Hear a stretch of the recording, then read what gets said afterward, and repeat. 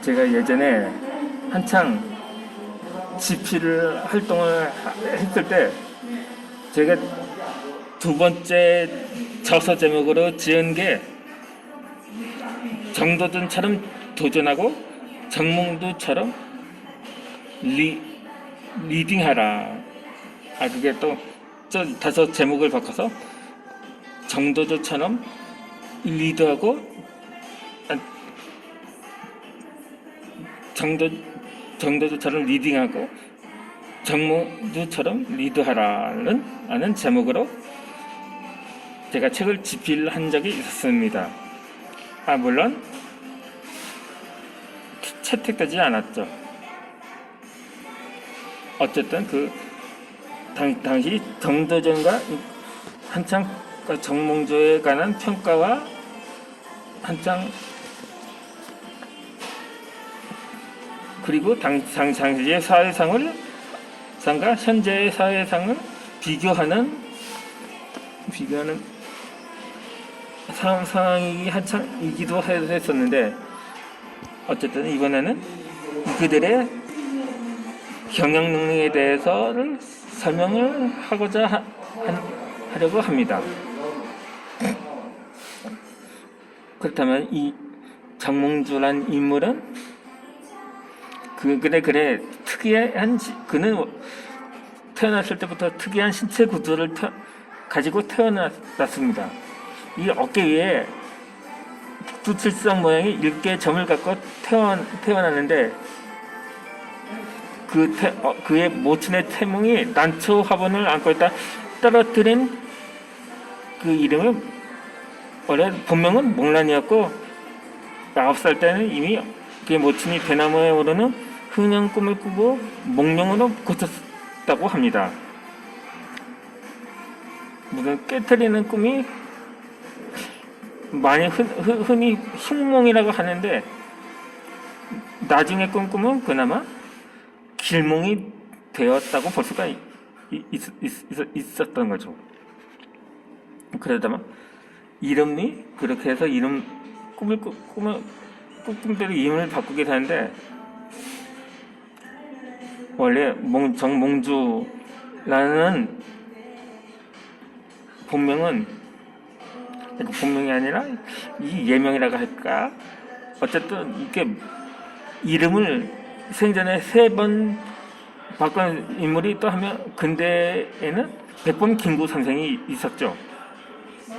그렇게 처음에 참암이었다. 좀 자라서 창소라고 불리고, 성인이 이후에는 김구라고 외자로 불리게 되었던 것처럼 말입니다. 어쨌든 이 정몽두도 이 3번이나 이름을 변경하고 이 정몽주라는 이름으로 활동을 하게 되는데, 그게 이 정몽주는 부모의 꿈을 실현할 기대를 탐험해 받고 태어났지만 그는 전형적인 자수성가형 인물이었다고 할 수가 있습니다. 그의 먼 전 선조 중에는 정순명이라는 인물이 고려 인종 때 또 위종 때 관관으로 활약했다고 알려졌지만 정작 그의 저부 정인수가 부친 정관의 행적은 알려지지 않았습니다. 정몽주가 입신양명하기 위해서 믿을 수 있었던 것은 오로지 자신의 능력밖에 없었던 거죠.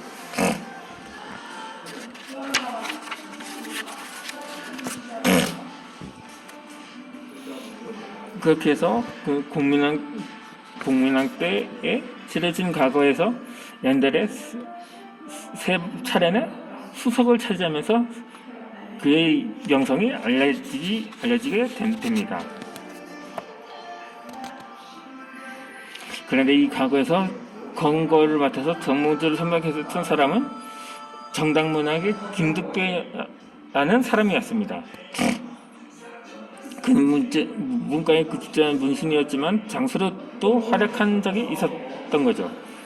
1361년에 홍건적이 침입해서 당시 고려의 수도인 개경까지 함락되자 그는 도병사배다 마사에 임명되어서 홍건조 처벌에 나섰던 것입니다. 1362년에는 개경을 수복하는 정공을 세웠는데 못버릇이 음모에 휘말려서 살해되고 말았던 거죠. 그때 공명의 길에 접어든 26세의 청년 정몽주로서는 스승의 죽음 앞에서 정의란 무엇인지 하늘을 묻지 않을 수가 없었던 거죠. 그렇게 어찌하여 말이 흘린 땀이 아직 마르지 않았고 개선의 노래가 아직 그치지 않았는데 태산 같은 공로를 칼끝의 피로 산화시켰습니까?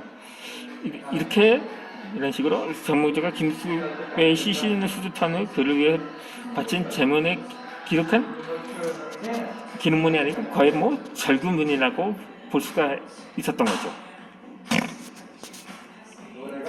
그렇게 해서 정의가 실현되기를 잠자코 기다리기에는 정몽주는 너무 젊다 못다 어린 나이였다고 할 수가 있었던 거죠. 그는 스스로 정의를 실현하는 길을 선택했는데 그는 국민한 12년에 여진족 정벌에 나섰고 그 스승의 길을 똑같이 밟아가게 됩니다. 그때 여진족 처벌에 나서 이성계를 처음 만나게 됩니다. 동시에 그는 학자로서도 명망을 꾸준히 쌓아가게 됩니다. 그가 31살 때는 성균관 박사를 맡아서 성리학 강해를 맡기도 했는데 그때 이건 또 숙명의 동지이자 라이벌 관계라고도 말할 수 있었던 정조돈과 만나게 됐죠.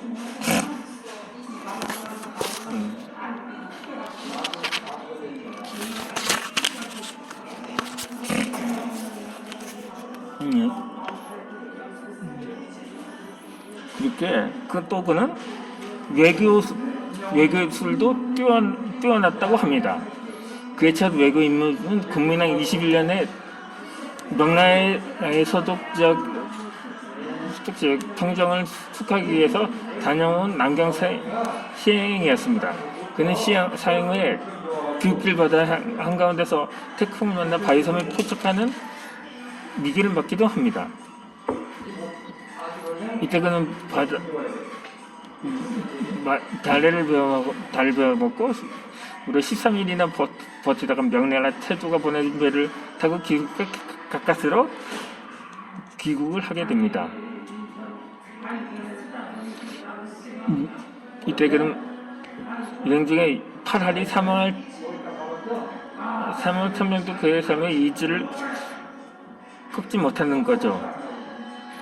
정몽주의 친명 노선도 국민왕의 피살 이후에도 일관되었습니다. 반면에 이인임 등의 정권 실패에서 친원 노선으로 희귀하려고 할 때였죠. 이를 위해서 이들은 부관 피살 사건 당시에 고려에 처리 중이었던 명나라 사신인 채빈을 살해하려고 부관 사실은 영접하려고도 했었던 것입니다. 이에 정몽주는 고려의 대명관계의 악화를 우려해서 명나라 사신인 파이까는 사태의 진상을 해명할 것을 촉구하게 됩니다. 이 일로 정몽주는 친일파 실세들의 탄핵을 받으면서 언양의 위배를 당하고 맙니다. 하지만 그 2년 뒤에 우왕 3년에 하카다에 파견되어서 외국 문제를 결거진 외국 마찰을 원만 해결하려고 억류되었던 포로들과 함께 귀국하게 됩니다. 이 국민난 사회에는 우왕과 창왕이 들여있는 동안 정몽주는 이성계를 적극적으로 동해서 각별한 관계를 유지하게 됩니다. 그래서 44살 때는 이성계의 조선 원수가 되어서 전라도 음봉에 출면한 왜구를 물리치는 데에도 참여를 하게 되고 우왕 9년 때는 이성계의 동북지방 원정에도 조선 왕수로 참여하기도 합니다. 이런 인연으로 정몽주는 이성계의 활성시를 실천하는 시를 짓기도 했고 이성계의 초상화에 대한 차사를 통해서 이성계의 정치적 경험과 철거 군사 전략을 칭송하기도 했다고 합니다. 이 정도전이 자신의 꿈을 실현하기 위해서 함주 9년으로 이성계를 찾아갔더니 정몽주도 이성계를 쫓으면서 고려의 계력을 위한 청사진을 그려갔었던 것입니다. 물론 여기서 정조선의 정책 노선과 다소 상반되는 생각을 한 거죠. 그러니까 정도전은 고려는 아예 지도상에서 사라져야 할 나라로 인식을 했었고 정몽주는 고려를 완전히 뜯어 고쳐서 새로운 고려로 제2의 건국을 하고자 하는 생각을 했었던 거죠. 이게 그래서 정몽주의 정치적 성장은 이성계 출성을 도우면서 한편으로 외교 현안을 해결하는 과정에서 급속히 이루어지게 됩니다. 그리고 마침내 위화도 해건 이후에 이성계와 함께 창왕을 폐위하고 신종 왕탁의 7대 손인 왕위를 공양하는 옹립하는 홍국사 모의에 가담하게 됩니다. 조선이 건국되기 전에 3년 전인 1389년 11월에 이렇게 고려의 마지막 공양이 반강격자적으로 왕으로 투대가 된 거죠. 그해 그리고 또 정몽주가 이성계 가당의 가담에서 신돈의 혈통을 이은 가짜를 폐하고 진짜 왕실을 세운다는 폐가입진 논에 동참한 것은 그것이 왕실의 나라 고려를 지키는 일이라고 믿었기 때문이기도 합니다. 하지만 정몽주와 이성계의 밀월 관계는 지속되지 못했죠. 부녀는 그 공양양 2년 때 5월에 발생한 윤이 이초 사건에서 시작됩니다. 사건의 명칭에서도 알 수 있듯이 표면적인 뜻보다는 이성계의 명나라 침공 계획을 황제에 보고한 윤희와 이초였습니다.